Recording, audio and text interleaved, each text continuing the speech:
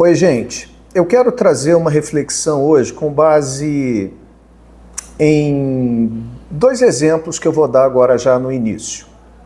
Eu tive dois amigos que fizeram parte da minha vida que eu não os vejo há muito tempo. Na minha época de atleta, um deles desejava também tornar-se um atleta de alto rendimento, um desportista. Ele queria viver do esporte. Só que tinha um problema grave, ele não era disciplinado e rejeitava se submeter à disciplina que o esporte de alto rendimento exigia.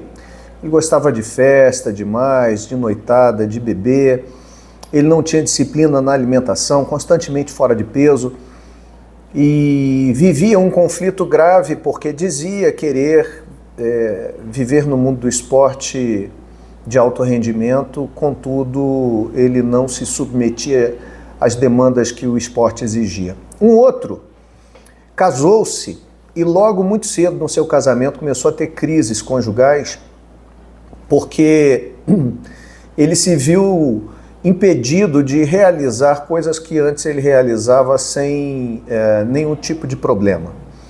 E aí o seu discurso era de que ele precisava manter a sua individualidade, ele tinha direito de manter certo nível de individualidade, gastava o seu dinheiro muitas vezes consigo mesmo e, apesar de casado, queria chegar a hora que fosse e às vezes até dormir fora de casa sem dar nenhum tipo de satisfação à sua esposa.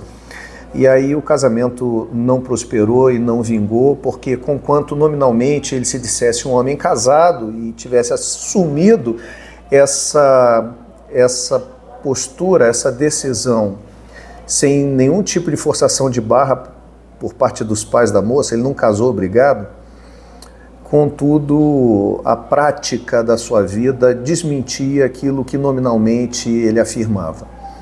Sabe, eu vejo muitos cristãos caminhando na mesma direção. Vejo muita gente se dizendo discípula de Jesus, muita gente dizendo ser crente, muita gente dizendo ser um pequeno Cristo, isto é, um cristão, e ao mesmo tempo rejeitando as implicações e demandas que o próprio Jesus exigiu daqueles que respondessem sim ao seu chamado. Mateus capítulo 16, verso 24, o Senhor Jesus disse assim, aos seus discípulos: se alguém quer vir após mim, a si mesmo se negue, tome a sua cruz e siga-me.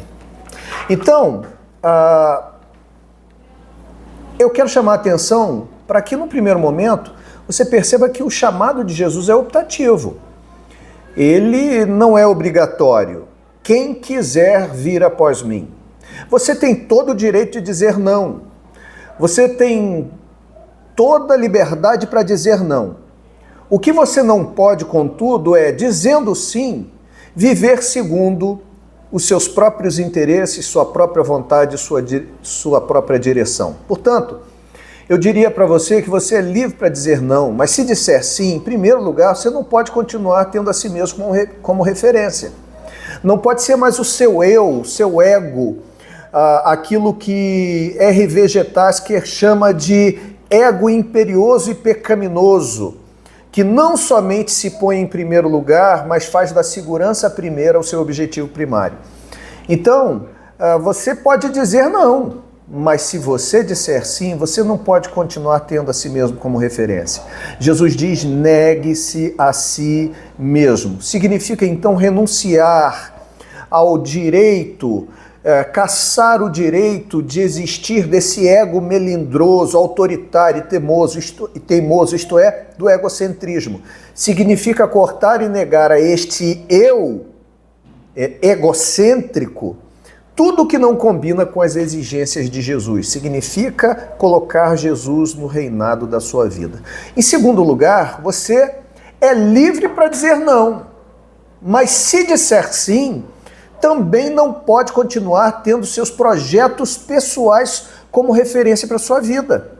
Jesus disse, negue-se a si mesmo, tome sobre si a sua cruz. Ora, quem determina a cruz que carregaremos não somos nós.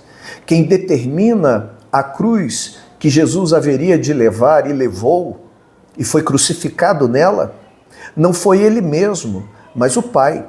Portanto, tomar a cruz significa nos identificarmos com o nosso Senhor Jesus e não mais estabelecermos os nossos planos pessoais acima da vontade de Cristo. Seja como for, essa cruz, como diz Leon Morris, Lucas nos diz que esta não é uma coisa que pode ser acabada e removida do caminho, ela deve ser feita dia após dia, porque no Evangelho de Lucas, Lucas ressalta isso: tome a sua cruz diariamente, dia após dia. E, em terceiro lugar, você é livre para dizer não, mas se disser sim, não pode ter sua própria direção como referência. Jesus diz: siga-me. Um dos erros da igreja contemporânea, eu diria, já há algum tempo, é que temos muitas vezes apresentado o chamado de Jesus de forma parcial, sucinta e uma forma agradável. Muitas vezes tem sido chamado o pecador a Jesus pelas palavras: se alguém quiser vir após mim, siga-me. Ou ficamos apenas no discurso: vinde a mim todos que estáis cansados e sobrecarregados e eu vos aliviarei.